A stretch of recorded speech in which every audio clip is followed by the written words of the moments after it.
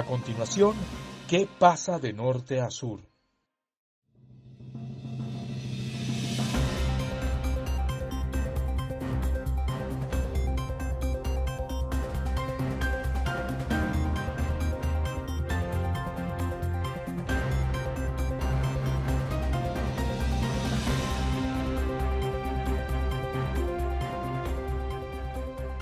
Amigos de BPI TV, bienvenidos a una nueva entrega, nueva emisión de ¿Qué pasa de norte a sur? El programa de BPI TV dedicado al análisis internacional. Como de costumbre se encuentra con ustedes Alejandro Linares Mendoza, periodista y analista internacional. Esta semana vamos a hablarles sobre Chile, pero también nos vamos a ir hasta El Salvador y más tarde estaremos abordando la realidad de la inmigración ilegal en Estados Unidos. Entremos inmediatamente en materia. Comencemos, como ya les dijimos, en Chile. En ese país, la tragedia, un accidente trágico, ha cobrado la vida del expresidente chileno Sebastián Piñera. El pasado martes 6 de febrero, un fatal accidente, tal y como decíamos, acabó con la vida del expresidente Sebastián Piñera. El exgobernante de 74 años de edad murió ahogado en las aguas del lago Ranco.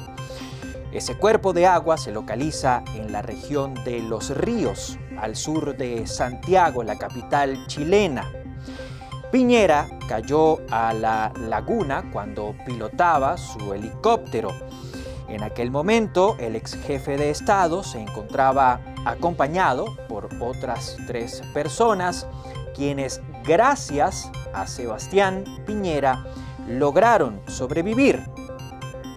Según lo relatado por Magdalena Piñera, hermana del expresidente y uno de los 3 pasajeros que viajaban con él, el exgobernante pidió a sus 3 compañeros que saltasen de la aeronave, que saltasen del helicóptero antes de que éste terminara de colapsar.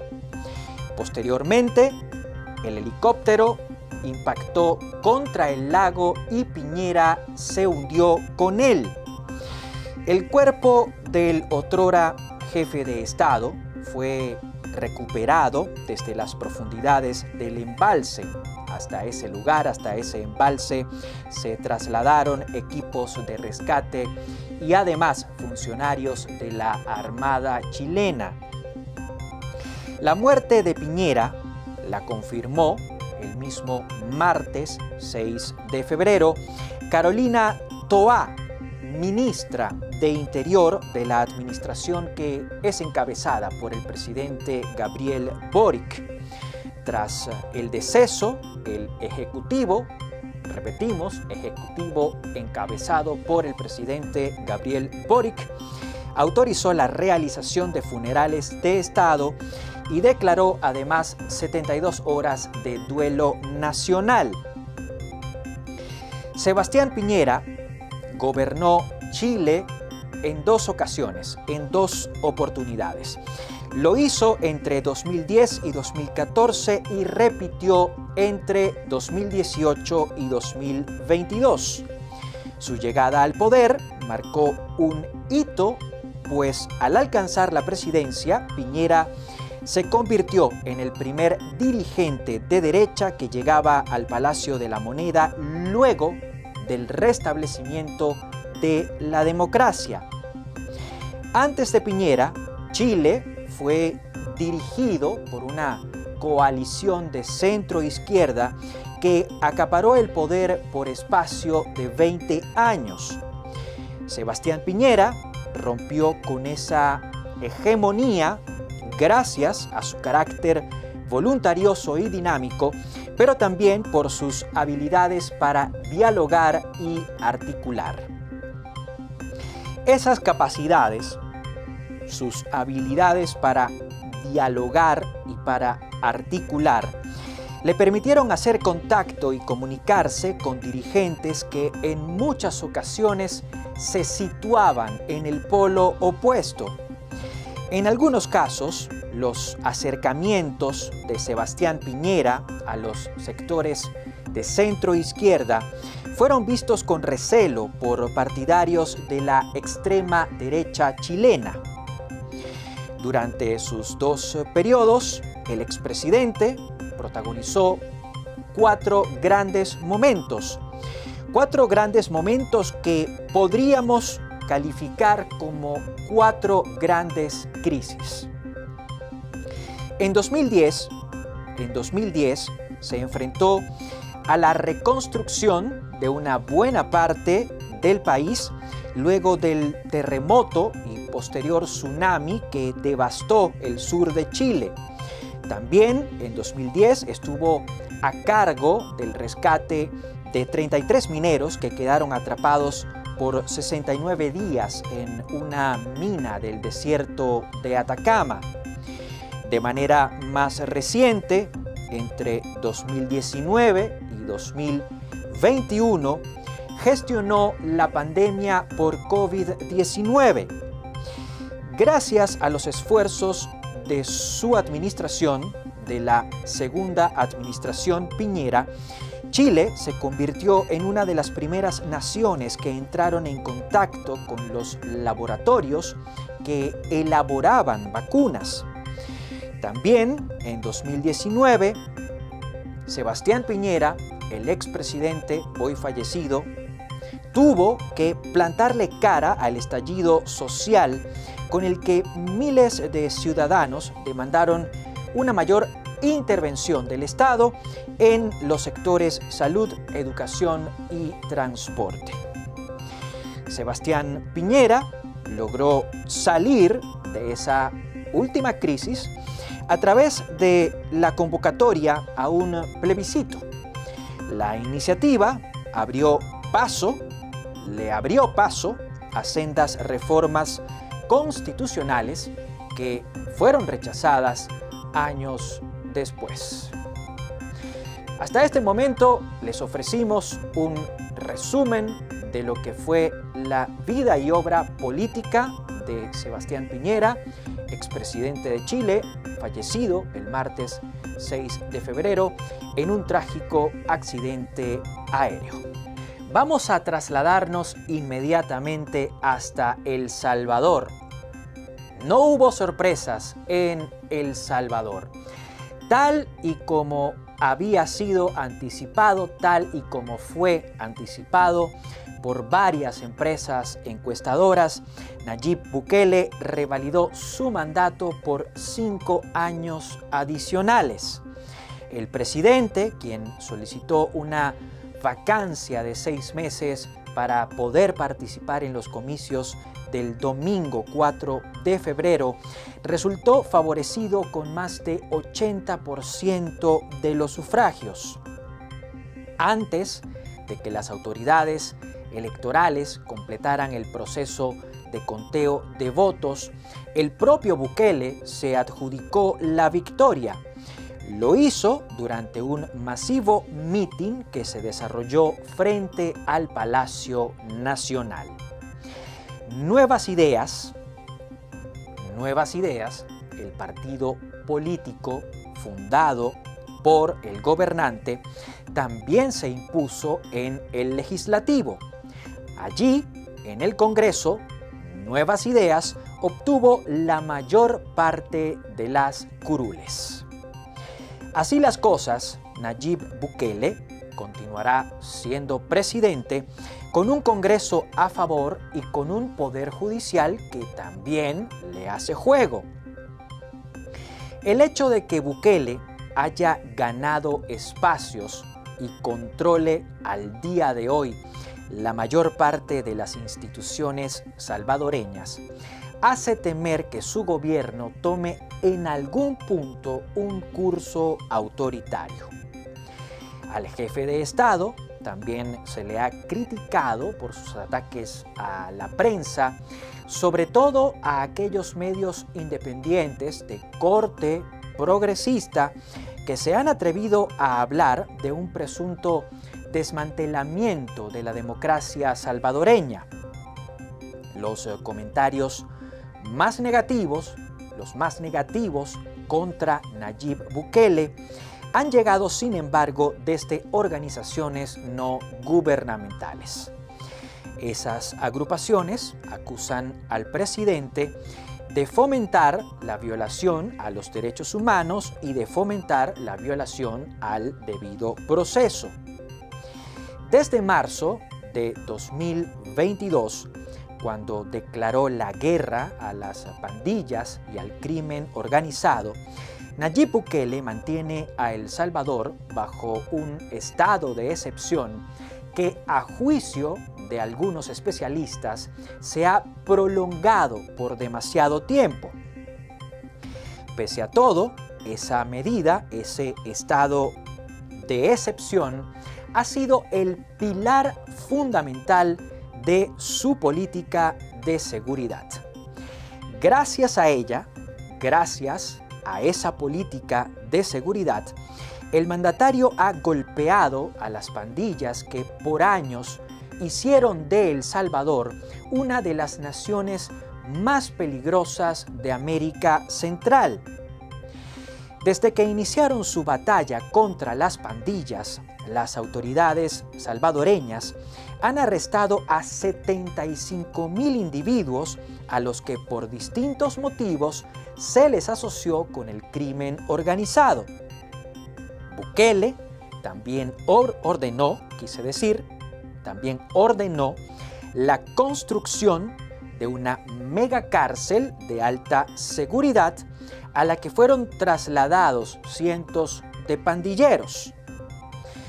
Con tales acciones, Bukele le ha devuelto las calles y la paz a los salvadoreños.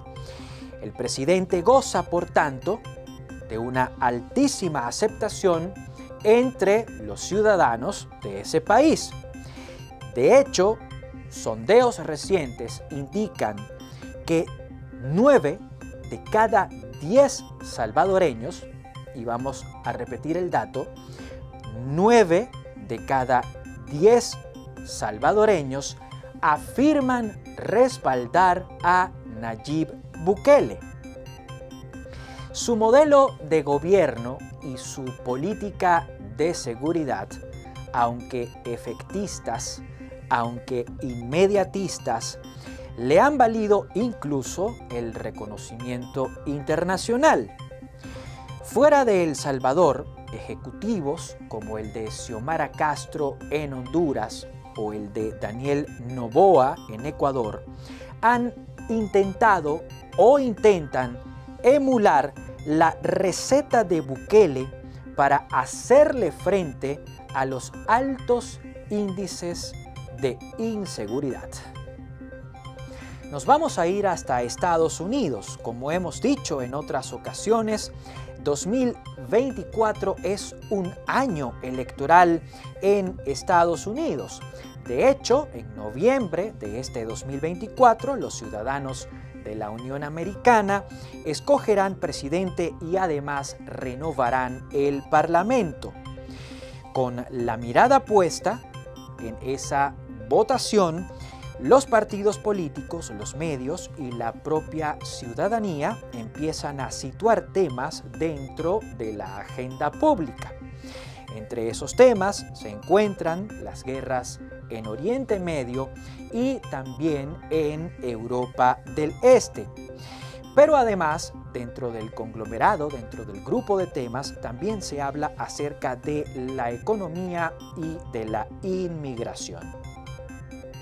Justamente ese último tópico, la inmigración, ha empezado a ganar cuerpo y peso y ha empezado a convertirse en un asunto que podría inclinar la balanza a favor de los demócratas o de los republicanos.